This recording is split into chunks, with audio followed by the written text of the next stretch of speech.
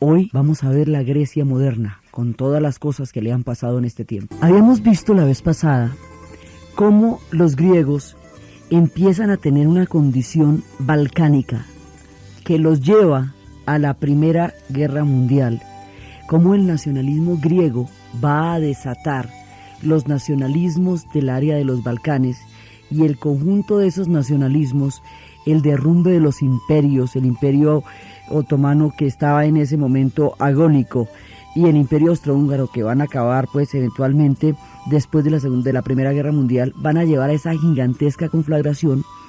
Vimos cómo ellos empezaron el incendio, el corto en la cocina empezó en los Balcanes, pero el tamaño de la Primera Guerra Mundial fue tan grande, la conflagración de tales proporciones, que quedó olvidado en la historia la razón por la cual se prendió todo esto, y eran los enfrentamientos entre los nacionalismos y los imperios. Después de esa gigantesca conflagración, después de todas las situaciones que pasaron, Grecia queda muy inestable, y Grecia queda tratando de resolver sus problemas de nación independiente después de la guerra. Entonces, ¿cuáles son esos problemas? Pues van a tratar de ver a ver si van a ser una monarquía, si van a ser una república, si van a ser una constitución. Entonces, en esa época va a haber una monarquía. No hay una estabilidad política, no se encuentra un punto en el cual ellos puedan, digamos, asumir sus destinos institucionalmente, siendo ellos los inventores de todas las instituciones. Pero como están recién naciendo como Estado, pues es de todas maneras una época de muchísimas confusiones todavía. Entonces se están cimentando, hay en ese momento una monarquía y están empezando, digamos, como a juntar sus pedazos y a establecerse. Hay todavía muchos pedazos de la antigua Grecia que no están con ella, por ejemplo Chipre, que en ese momento va a ser colonia británica durante todo ese tiempo, y otras partes de su antigua historia, y siempre queda, digamos, como ese fantasma de unirse con aquellos pueblos que formaron parte de Grecia que tienen población griega. A ese fantasma, en el caso de Chipre, se le llama la enosis, el retornar a Grecia, pero están con los límites que tienen, viendo a ver qué país hacen. En esta época, en el periodo entre guerras, durante los años 30, es cuando va a llegar a la isla de Corfú, va a llegar en ese momento Lawrence Durrell, y Lawrence Durrell va a quedar absolutamente maravillado, ya no con esa idea idílica de la de Grecia clásica, sino con la Grecia de carne y hueso, con las personas que ellos son, con la sociedad que tienen, con la manera como ellos viven. Y va a desarrollar toda una literatura en torno a la magnificencia y a la belleza y a la magia y al romanticismo de esa Grecia, como esa Grecia es. Entonces él va a empezar a contar esa historia durante los años 30 y le va a escribir a su amigo Henry Miller, y Henry Miller en esa época es un escritor que está desarrollando unas vanguardias literarias, sobre todo en el terreno de lo erótico, el que va a escribir El Trópico de Cáncer, El Trópico de Capricornio, y en esa época en Estados Unidos de todas maneras va a tener problemas él por la literatura que escribe, los círculos que después va a establecer con Anais Nin, de literatura erótica, todo eso, pero es uno de los personajes más importantes en las vanguardias literarias. Entonces, él se va a ver atraído por Lawrence Durrell y su descripción de lo que es esta Grecia maravillosa, y va a ir a Grecia más adelante, y allá van a producir obras, van a empezar a producir obras que en un principio empiezan a mover entre los intelectuales la idea de que hay una Grecia que hay que conocer, y que esa Grecia es de carne y hueso, que esa no es una Grecia solamente marcada por la antigüedad, porque con una cultura tan impresionante como la que se desarrolló en Grecia, siempre ha existido la idea de hablar solamente de la antigüedad, de lo que ellos fueron, de lo que ellos aportaron, y desconocerlos como pueblo, como personas, como sociedad, como individuos. Entonces ellos quedan detenidos en los libros de historia y en los libros de filosofía, pero ellos siguen existiendo, ellos caminan por las calles y todo, y van a la tienda, normal. Entonces esa Grecia de los años 30 es la que van a descubrir, y esa Grecia van a empezar a mirarla, y empiezan a desarrollarse libros como La celda de Próspero, que va a escribir Lawrence Durrell, y como El coloso de Marussi. Hay un descubrimiento en los años 30 que empieza a marcar cosas maravillosas, pero todavía el mundo no va a mirarla, porque ya viene así calientica, pasando los pasos la Segunda Guerra Mundial. Entonces es solamente hasta después de la Segunda Guerra Mundial que este primer descubrimiento que estaban haciendo Lawrence Durrell y Miller va a ser conocido por todos. Dicen que ellos habían intentado vender a Grecia en la forma de esta Grecia exótica en los años 30 como California vendería la India en la época del hipismo. Algo así, digamos, como mostrar una imagen más allá de lo turístico, más allá de lo erudito, una imagen de carne y hueso. Los griegos están haciendo su sociedad como ellos pueden hacerla, tratando de armar su cuento, y entonces tienen muchísimas tendencias, hay muchos partidos, que si la monarquía pues debe ser constitucional, pero en qué términos, o que si la república, o que si las influencias del comunismo. Hay muchas, digamos, tendencias divergentes en ese momento. Y resulta que les viene de otro lado y por otras circunstancias, que en este caso sí son ajenas a ellos, no como en la primera donde eran sus propios nacionalismos los que estaban entrando en conflicto, que van a llevar a la guerra. Aquí les va a pasar una cosa que no tiene que ver con ellos, pero los va a arrasar también. Resulta que a Mussolini le entra la chifladura de reconstruir el Imperio Romano. Y el Imperio Romano pues era todo el Mediterráneo, tanto en Europa como en el norte de África, y tenía los límites pues en el Medio Oriente. Entonces si se ponen en ese plan, pues imagínense. Entonces a este tipo, en la locura y el delirio del fascismo, el fascismo empezó por los territorios de Trieste y Fiume, que fueron territorios que correspondían por cultura a los italianos, pero que quedaron en poder de los austriacos en los repartos del mundo. Entonces se tomaron esos dos territorios y a partir de esos territorios que se toma Gabriel D'Annunzio, empiezan a hablar de una Italia, a emular la grandeza de Roma y de la Gran Italia y todo eso. Y esa ideología que D'Annunzio formula, Mussolini le va a llevar al poder. Y la lleva el fascismo al poder en 1922.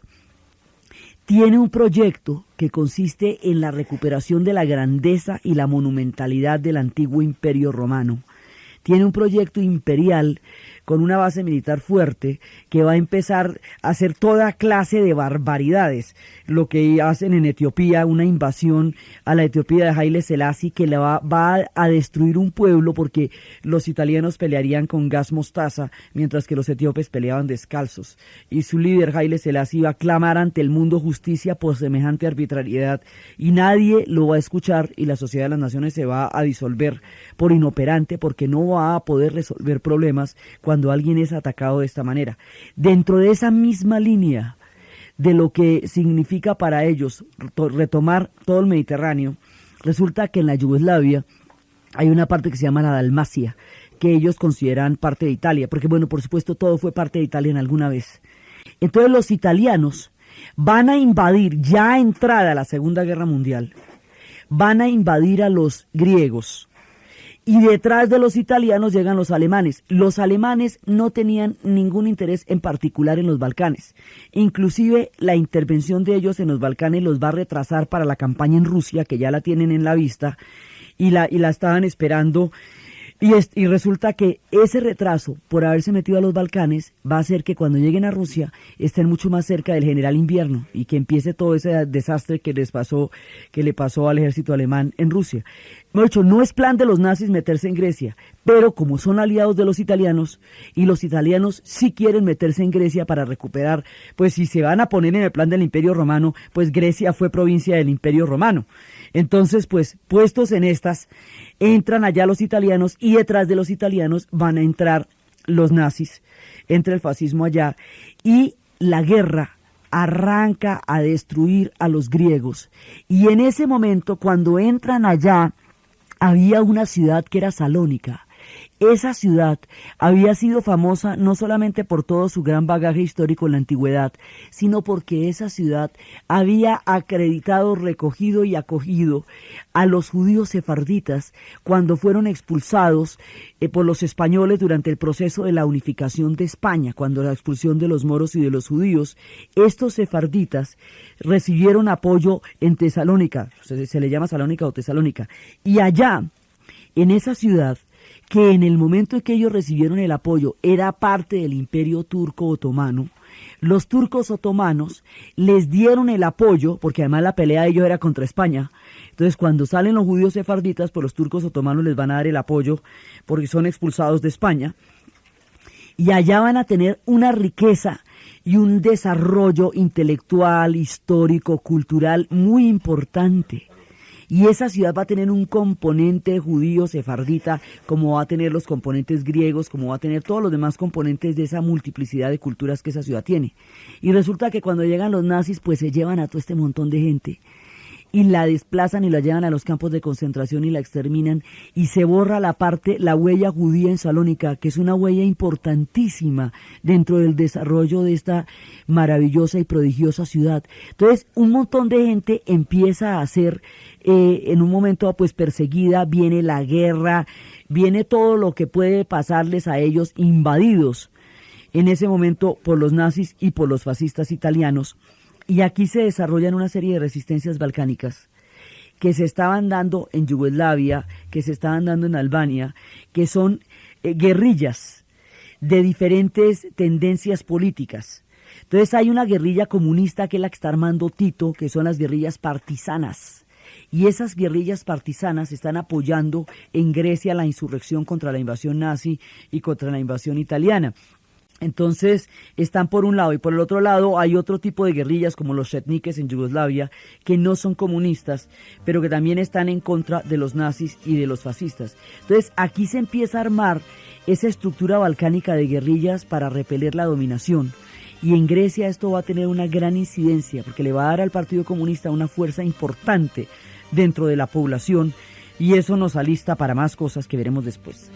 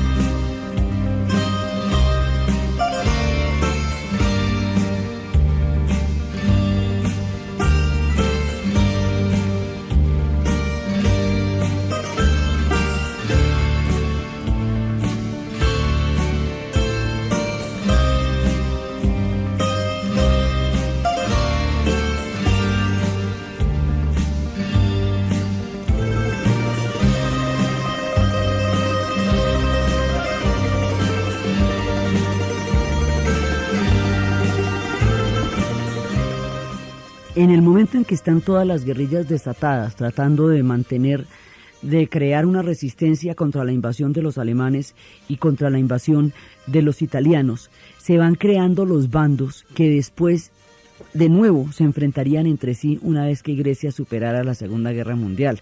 Es decir, Grecia va a salir de una Segunda Guerra Mundial a una guerra civil, y que va a ser más devastadora todavía que la Segunda Guerra Mundial, teniendo en cuenta que la Segunda Guerra Mundial mató el 8% de su población. Entonces, tiempos rudos van a venir en este momento para Grecia, y la guerra como tal va a tener todos los matices, desde el horror hasta el absurdo que un conflicto tiene. Entonces va a haber desde toda la llegada de los alemanes, la pisoteada de la población, luego los italianos se van a rendir, porque al final del conflicto ellos se rinden cuando los americanos han liberado toda la parte de Sicilia y han entrado por toda Italia, y cuando se rinden los alemanes y los nazis los van a matar durante el proceso de rendición allá en Grecia. Eso es La mandolina del capitán Corelli. Cuenta esa historia de cómo a ellos, después de la rendición, decían que los iban a llevar hacia el punto donde se iban a rendir, y en la llevada los mataban. Pasan cosas como esa, igualmente pasan cosas como la de Mediterráneo. La historia de Mediterráneo es perfectamente posible en una geografía tan llena de islas. Estos son constelaciones de islas alrededor del Mediterráneo y del Egeo, que se extienden de un lado al otro como muchas estrellas. Entonces, en esa cantidad de islas que hay, porque acuérdese que Grecia tiene la parte continental, que es la parte, digamos, que son los Balcanes. Dentro de la parte continental tiene la parte montañosa, que es cuando uno se interna ya más dentro del territorio. Tiene toda la parte costera, está totalmente rodeada, ella es la punta de la península de los Balcanes, y alrededor de la parte costera hay una gran cantidad de islas. En la llegada de los italianos a esa cantidad de islas, la historia del Mediterráneo, de una isla perdida que nadie reconoce ni reclama ni se acuerda que existe, es perfectamente posible, porque las guerras tendemos a pensar que son ordenadas y que obedecen a una planeación estratégica, y las guerras en la vida real son un despelote por el cual nadie va a responder. Entonces, tratar realmente de mantener todos los ejércitos cohesionados en una conflagración de ese tamaño, en la práctica no se podía.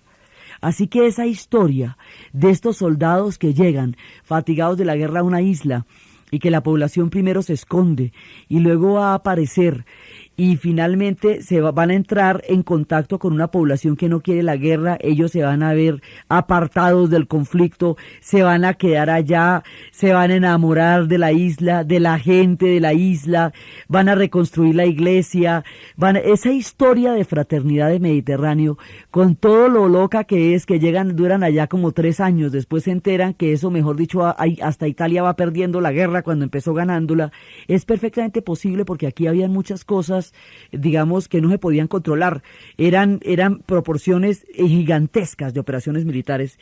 Entonces esa es una versión muy bonita y muy dulce de una cosa que también puede pasar en una guerra, que es que la gente se pierda y quede completamente marginada del conflicto.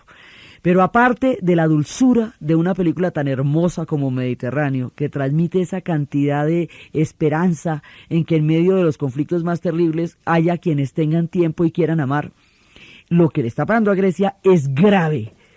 Grecia va a quedar pues destruida por la guerra como todos los demás países de Europa, pero en el momento en que se está estableciendo la conferencia de Yalta, ahí va a haber un orden mundial que va a recaer directamente sobre Grecia. Grecia va a ser el objetivo, en este caso, de ese nuevo orden mundial. El nuevo orden mundial es la Guerra Fría, y ahí se van a repartir el mundo así como un ponqué. Y como un ponqué es de lo siguiente, esto es a lo vulgar, estando sentados en la mesa de negociación en Yalta, se intercambian una servilleta Churchill y Stalin. Y en la servilletica dice lo siguiente: ¿cómo le parece si nos repartimos a Polonia y a Grecia 90-10 para usted y 90-10 para mí? ¿Cómo la ve? Es decir, Polonia le quedaría el 90% a los soviéticos, a Stalin, y el 10% a los británicos, y Grecia le quedaría el 90% a los británicos y el 10% a Stalin. ¿Sí? Aquí están planeando el reparto de la Europa en los términos milimétricos de la servilleta. Y dice, vale, va para esa.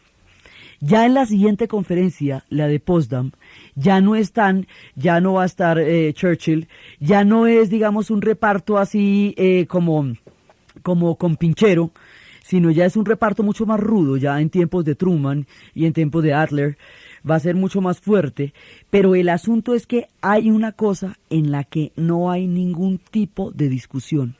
Grecia va a quedar en manos de los aliados, en manos de los occidentales, lo que significa que en Grecia no puede prosperar ningún tipo de régimen comunista, porque para eso le han entregado a Stalin la Europa oriental. Digamos, tácitamente se la han entregado, él esa entrega la va a hacer explícita, invadiendo cada uno de los países europeos de Oriente, sustituyendo los gobiernos que tenían por gobiernos comunistas de partido único. En el 48 va a hacer todo eso. Entonces, a partir de Yalta y de Potsdam, queda decidido el destino de Grecia, sin comerlo ni beberlo, porque a los griegos no les está preguntando nadie qué quieren. Ellos quedan repartidos como queda repartida Europa, pero a diferencia de los demás pueblos de los Balcanes, que tienen un juego ahí, digamos, de no claridad, porque es que hay cosas que quedaron muy claras y hay otras que no. Clarísimo quedó que la Europa occidental pertenece a los aliados, y en ese sentido Grecia es parte de la Europa occidental. Y clarísimo quedó que la Europa oriental le pertenece a Stalin, porque se repartieron el mundo entre los Estados Unidos, Inglaterra y Francia como aliados, y la Unión Soviética. Y esa repartición va a determinar el curso del siglo XX durante los siguientes 50 años. Entonces Grecia quedó ahí repartida como un ponqué. A mí deme la fresita, yo me pido la parte del chocolate, eso. Así quedó Grecia porque las reparticiones siempre son vulgares. Entonces, resulta que inmediatamente terminada la Segunda Guerra Mundial, en Grecia va a estallar una guerra civil porque las guerrillas partisanas que han encabezado la resistencia contra los nazis y contra los fascistas, esas guerrillas van a buscar el poder y las otras filas de las otras formas de resistencia también, y los monárquicos también van a buscar el poder. El mismo fenómeno que se presenta en Yugoslavia alrededor de Tito se va a presentar en Grecia, es decir, que una insurrección de guerrillas partisanas comunistas están en condiciones de tomarse el poder porque tienen suficiente apoyo dentro de la población para intentar esto. ¿Sí? En el caso de Yugoslavia, Tito lo logró, se subió al poder y creó la Yugoslavia. En el caso de Grecia no. ¿Por qué Tito sí y Grecia no? Porque la Yugoslavia no estaba explícitamente repartida y la Grecia sí. Entonces, ¿qué quiere decir eso? Que Stalin no va a poder apoyar las guerrillas comunistas en Grecia porque eso va en contra de los acuerdos de Yalta y hasta allá no se puede llegar. Es decir, ellos van a estar solos. Pero no solamente solos, sino que específicamente los aliados se han propuesto que un régimen comunista no puede llegar al poder en Grecia.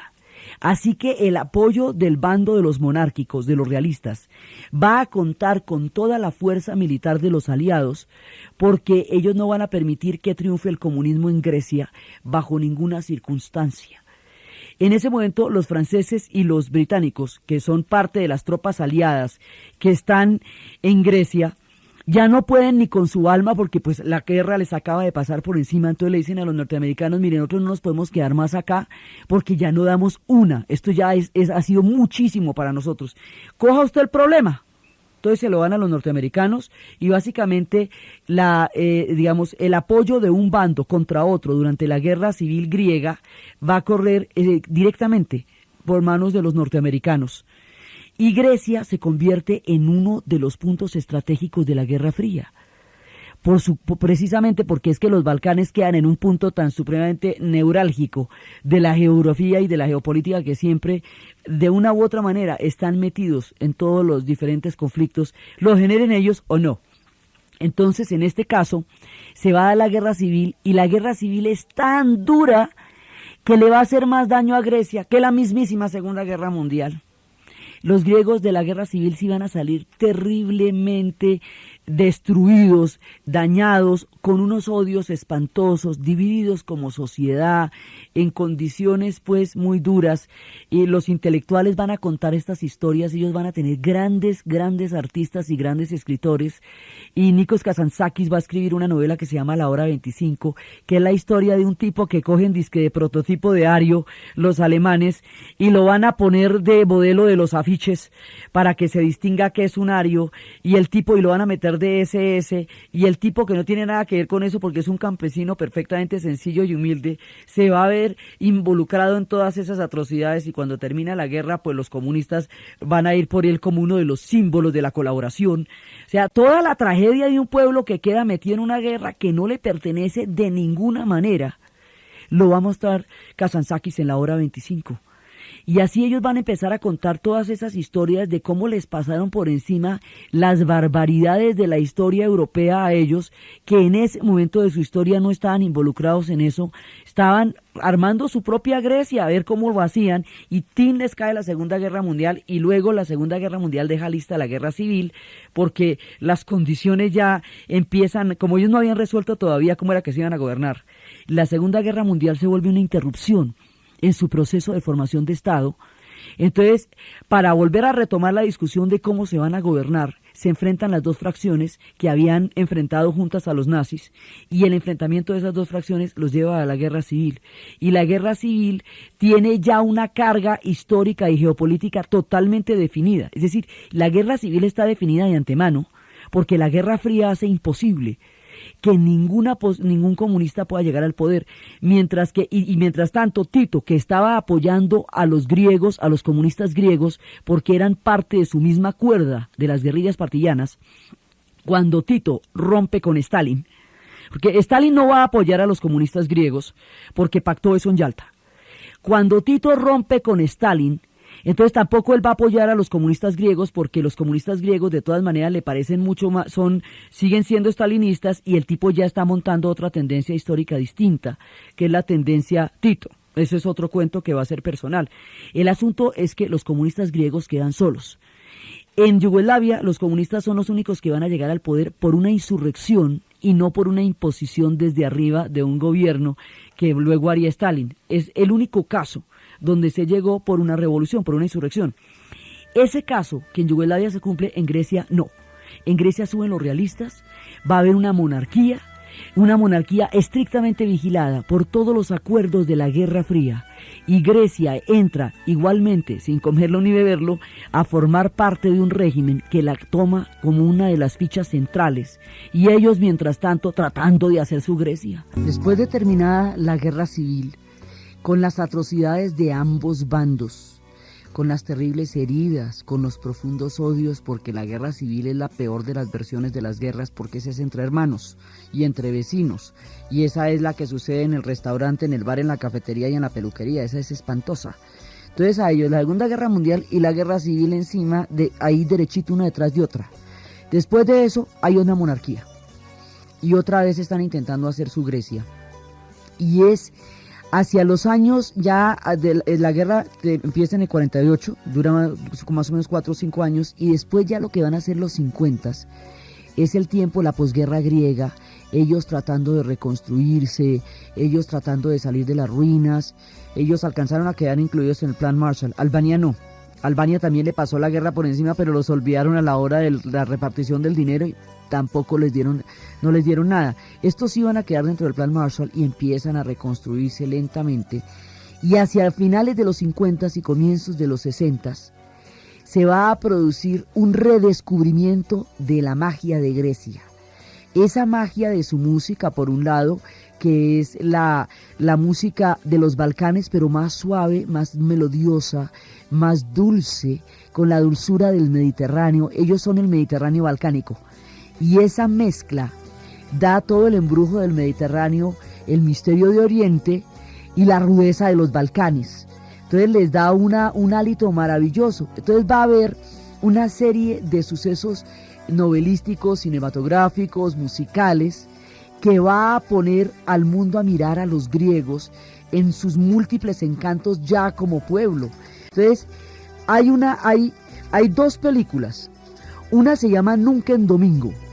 Nunca en Domingo es la historia, protagonizada por Melina Mercury, es la historia de un turista norteamericano que llega a una de las islas griegas, siendo él un erudito en la cultura griega clásica, y encuentra a una prostituta que es Melina Mercury, bañándose desnuda en el mar, rodeada de marineros, para ganar una apuesta que había hecho con ellos. La imagen de esta mujer desnuda, bañándose en el mar, rodeada de marineros, lo confronta con la Grecia que él ha venido a buscar. Él ha venido a buscar todas las novelas, la tragedia, todo lo que sucedió en la Grecia clásica, y se encuentra con una Grecia viva. Y él va a conocer a la prostituta y le va a preguntar por Eurípides, por Sócrates, por Platón, por Aristóteles, y la mujer pues no, pues nada de eso. Entonces ella lo que lo confronta es entre la letra de los textos y la letra de la vida. Y le dice, mire, usted se ha leído un montón de novelas, pero usted nunca ha sentido nada. Usted se ha leído un montón de tragedias, pero su corazón no ha latido. Usted puede haberse metido todos los libros que quiera, pero de la vida no sabe nada porque su corazón no se ha permitido vivir. Ella le enseña la vida, donde el otro fue a buscar la letra clásica. Y de eso se trata la película. Y es de una dulzura, mostrando que ellos, como seres humanos, como sociedad y como pueblo, tienen una vitalidad, una fuerza, un embrujo tan maravilloso, y que ellos son y siguen siendo, y que ellos tienen el derecho como pueblo a desarrollar muchas facetas. Eso es Nunca en Domingo, y eso va a ser, digamos, como una mirada. Los ojos se dirigen a Grecia cuando empiezan a aparecer estas películas, las novelas y la música que van a aparecer en esa época. La otra, un clásico de clásicos, basada en la novela de Kazantzakis, llevada al cine por Michael Kakoyannis, protagonizada por Anthony Quinn en probablemente el mejor papel que hizo en toda su vida, teniendo en cuenta que él fue uno de los grandes dioses de la actuación. Viene una película con una filosofía de la vida tan especial que vuelve a retomar ese eterno embrujo de Grecia, Zorba el griego. Esta hermosísima pieza musical de Mikis Theodorakis cuenta y enmarca y enfatiza la historia de Zorba. Entonces, el cuento es que llega un inglés de origen griego, que lo interpreta Alan Bates, va a llegar a una isla y en esa isla va a conocer a Zorba. El tipo va a proponer un negocio, va a armar todo un cuento, va a armar un negocio, piensa hacer, invertir un capital y hacer una fortuna, y se encuentra con una isla que tiene una cantidad de matices, donde a una viuda la apedreaban y la matan porque había provocado a un joven supuestamente. Empieza a encontrarse con una cantidad de tiempos históricos que conviven en una misma isla, desde costumbres oscurantistas y ancestrales, como las que en ese momento ocurrían en muchos de los pueblos más al sur del Mediterráneo, y también con una historia de pasado y de presente. Allá va a encontrar a una mujer que es Irene Papas, otra de las importantísimas figuras de la cultura del teatro y del cine griego, porque ella va a interpretar y va a encarnar muchos de los personajes de la tragedia griega clásica cuando se lleve al cine. Ella va a ser de Clitemnestra en Ifigenia, ella va a ser de Electra, ella va a hacer una cantidad de papeles. Aquí es una viuda de la cual él se enamora y que va a padecer cosas terribles por el amor de él, por el solo goce de una noche de amor con él. Entonces, este personaje se va involucrando con todo lo que va pasando en la isla. Hay una mujer francesa vieja que está agonizando, que se llama la Bubulina, que está en una bañera recordando los 3 capitanes que atravesaron su vida. Y mientras ella agoniza, una cantidad de mujeres entran a su casa y empiezan a devastar todas sus pertenencias como si fueran chulos o sopilotes, y ella mientras tanto se deja resplandecer en la agonía de la ensoñación de lo que fue su vida. Hay una cantidad de escenas como surrealistas de una película en blanco y negro, hecha con un nivel de poesía y de magnificencia que demuestra el alma de tanto del escritor de Kazantzakis como de Kakoyanis en la llevada al cine, y la música de Theodorakis y la actuación de Anthony Quinn. Entonces ahí se juntan un montón de cosas y eso se vuelve una maravilla, una verdadera joya del cine. Y resulta que un día el negocio fracasa, los postes se caen, el tipo se arruina. Todo lo que fue a hacer a la isla se perdió, todo su esfuerzo, todo su empeño, todo aquello por lo cual él llegó a esa isla se perdió. Y cuando todo está perdido, cuando el tipo está completamente derrotado, le pregunta a Zorba qué hacer. Zorba es el hombre que él ha conocido desde que llegó a la isla y que lo ha ido involucrando en toda la sociedad y en todas las diferentes esferas en que se mueve esa isla, tan simple, tan básica y tan compleja a la vez. Zorba es un personaje alegre, exuberante, pragmático, romántico, un poco pícaro, pero muy bien intencionado, un tipo de todas maneras de buena fe, un personaje lleno de matices mágicos. Y cuando él le pregunta a Zorba qué es lo que va a hacer después de que se arruinó y después de que todo su negocio fracasó, Zorba lo enseña a bailar. Le contesta que lo que hay que hacer es bailar. Y el tema que estábamos escuchando es lo que bailan. Y terminan los dos hombres abrazados, bailando sobre las ruinas, en una filosofía de la existencia, de la alegría y del sentido de la vida, absolutamente poética y maravillosa. Y así termina. Ellos van bailando la vida, porque la vida en últimas es un baile, lo que le decía Zorba, y van bailando la vida. Entonces, con estas imágenes, con esta, digamos, con esta manera de encontrar y asumir la vida que tienen los griegos modernos, donde se ve toda la historia que ha pasado por sus páginas y sus ojos y sus miradas, el mundo redescubre a Grecia en los 60s. Entonces, es en la época en que sale el Cuarteto de Alejandría, y el cuarteto va a producir toda esa ensoñación alrededor de todos los misterios de Oriente, que habían quedado olvidados durante los tiempos de la guerra y toda la cantidad de barbaridades que ha vivido Europa. Ahora está lista para bailar Europa, porque ya ha vivido una tragedia de tales proporciones que quiere acercarse hacia lo hermoso, hacia lo poético, hacia el baile, hacia la danza, hacia cosas que demuestran que la vida puede ser algo más que solamente una destrucción masiva como la que acaban de vivir. En ese momento están listos para poder ver con otros ojos a los griegos. Y en ese momento se reeditan las publicaciones de Henry Miller y las publicaciones de Lawrence Durrell, hechas en los 30, se van a reeditar y van a aparecer pues el Coloso de Marusi y esta situación y la celda de Próspero. Todo esto va a empezar a mirar el mundo sobre los griegos, y de ahí van a salir también grandes intelectuales. Más adelante van a salir grupos musicales como los hijos de Afrodita, Aphrodite Child, la figura de Irene Papas. Todos estos intelectuales están dando una nueva perspectiva de Grecia y el embrujo que siempre tiene ese pueblo por la mezcla de todas las historias que lo han atravesado.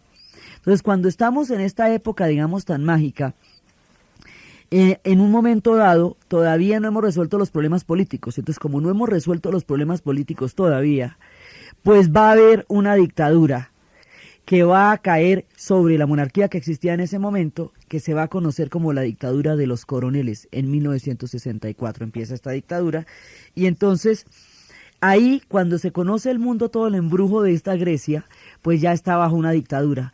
La dictadura de los coroneles va a ser bastante fuerte, porque había un personaje que se llamaba George Papandreou. Papandreou era como un modernizador, era como un personaje que estaba en la jugada de darle a Grecia una modernidad política. A este tipo, si hubiera habido elecciones, las ganaba con toda seguridad. Esas elecciones no las quería la monarquía y no las querían los coroneles. Entonces la monarquía iba a trancar a Papandreou, pero se le adelantan los coroneles, hacen el golpe de estado. George Papandreou va a morir en prisión domiciliaria, convertido en un símbolo. Su hijo después moldeará la política de los 80, Andreas. Pero George va a morir en la cárcel en ese momento. Viene la dictadura, viene la represión sobre muchísimos de estos intelectuales. Inclusive en el 68 estaban, en un momento dado, Irene Papas, la gente de los hijos de Afrodita, Demis Roussos, una cantidad de cantantes. Theodorakis estaban en una presentación en París cuando les llega la noticia de Grecia de que no pueden volver, están exilados. A partir de ese momento la dictadura los ha dejado fuera, y eso también va a hacer que el mundo conozca la suerte de Grecia. Y hay un personaje que nos va a poner de relieve toda esta situación, un cineasta griego, Costa Gavras. Costa Gavras, durante la década de los 60 y los 70, va a ser, digamos, el mayor consolidador del cine político, y va a tomar situaciones críticas para hacerlas conocer dentro del mundo. La primera es Zeta, con su actor Yves Montand, que fue el que siempre protagonizó sus películas. Cuenta la historia de esta dictadura y de lo que está pasando en Grecia, y de la represión sobre los intelectuales y de la tortura como forma sistemática del Estado de reprimir cualquier intento de oposición. Y Zeta significa está vivo. Y así es que empieza a contar él lo que pasa en Grecia. También va a contar lo que pasa en Brasil a través de una película que se llama Estado de Sitio, que demuestra, en ese momento está empezando la dictadura de la doctrina de seguridad nacional en América Latina, que empieza en el Brasil a través del golpe de Estado que tiene lugar en el 64. Y él va a mostrar eso a través de toda una historia de lo que está pasando en las dictaduras, lo que está pasando en Brasil y lo que está pasando en Uruguay. En ese momento lo empieza a mostrar, por un lado. Por el otro lado, muestra los excesos y los horrores del estalinismo en otra película que se llama La Confesión, también protagonizada por Yves Montand, todas las protagoniza Yves Montand. Y La Confesión muestra el estalinismo, sus métodos, la forma como hace confesar a las personas, los juicios amañados, las purgas políticas, las formas como los van a recluir. Es decir, le saca los cueros al sol a todo el mundo, venga de donde venga y esté parado donde esté, y le da duro a todos en plena Guerra Fría. Y el estalinismo lo desnuda de una manera absolutamente cruda en La Confesión, y la doctrina de la seguridad nacional la pone de una manera fuerte en Estado de Sitio, y la dictadura griega con toda su salvajada la pone en Zeta. Y va poniendo como las cosas, digamos, en lugares definidos, llamándolas por su nombre. Costa Gavras es un tipo importante importantísimo en el desarrollo del cine de los 70s y en la comprensión que toda una generación va a tener de lo que era el mundo de su tiempo. Él seguirá haciendo películas más adelante, pero su papel preponderante es aquí, en los años 60 y 70, cuando va a desarrollar toda esta filmografía que pone los dedos en las diferentes llagas de los conflictos de la Guerra Fría y de los enfrentamientos ideológicos y políticos. Entonces, Grecia está en plena dictadura. Y esa dictadura de los coroneles pues va a traer una gran persecución sobre los intelectuales, sobre el clima cultural de Grecia. Y Grecia sigue tratando de encontrarse como sociedad y como pueblo. Entonces ahorita están en una dictadura, después esa dictadura va a caer y entonces otra vez viene la monarquía. Pero la dictadura, antes de caer, va a cometer un acto demencial. Un poco parecido a lo que fue las Malvinas para la dictadura de la Junta Argentina. Lo que van a hacer los coroneles es invadir a Chipre. Chipre es una isla griega, básicamente griega, que tiene población turca, porque fue parte del Imperio Otomano, que ha sido colonia británica durante mucho tiempo. Por Chipre ha pasado todo el mundo. Entonces resulta que en Chipre hay población griega mayoritaria y hay población turca. Pero ellos han coexistido durante siglos sin ningún problema.